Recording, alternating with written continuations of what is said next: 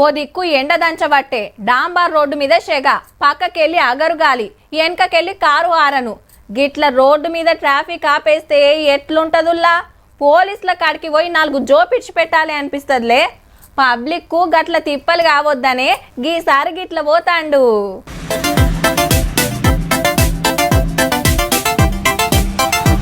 3 నల్ల కాలరాలు వస్తున్నది ఎవరనుకుంటున్నారు? సీఎం రేవంత్ రెడ్డి సారు కాన్వాయ్లా కాలరు తగ్గించిండు. మళ్ళా జామర్ బండిగిన లేదు, 2 దిక్కుల బైకుల మీద పోలీసులు. జూబ్లీహిల్స్ ఇంటికాంచెల్లి సచివాలయం దాకా ఇట్లనే వచ్చిండు. అంతేకాదు సార్ వస్తుండని ట్రాఫిక్ ఏం ఆపలేదు. ఒక్క లైన్ లో ముఖ్యమంత్రి సారు, అటురోకు పబ్లిక్, ఎవరికే తక్లీఫ్ కాకుండా నడిచింది. దేశంలో పరిస్థితి మంచిగా లేదు, జర పెట్రోల్ డీజిల్ తక్కువ వాడాలని ప్రధానమంత్రి మోడీ సారు మన హైదరాబాద్ గడ్డ మీద ఉండి అవాజ్ ఇచ్చినందుకు మన సీఎం సార్ అదే ఫాలో అవుతుండ అన్నట్టు. ఇక నేను వస్తుంటే రోడ్ల మీద ట్రాఫిక్ ఆపొద్దు, ఎవరిని తిప్పల పెట్టొద్దని పోలీసులకు ఆర్డర్ వేసిండు కదా, గా లెక్కమట పోతురు అన్నట్టు. దేశంలో చాలా మంది సీఎంలు, సెంటర్ మంత్రులు కాలరు తగ్గించుకున్నారు పొదుపుల భాగంగా.